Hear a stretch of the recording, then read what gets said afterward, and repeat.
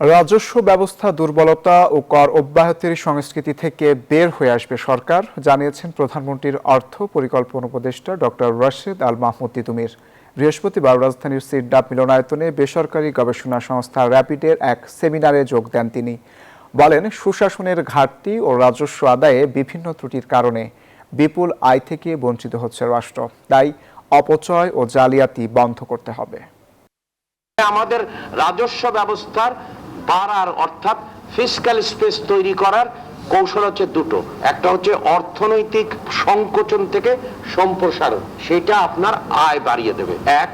আর দুই হচ্ছে যে আমাদের অপচয় বা জালিয়াতি বা ফাঁকি বা ফন্দি ফিকির অর্থাৎ এরর কমায় দিলে আপনার আয় বেড়ে যাবে।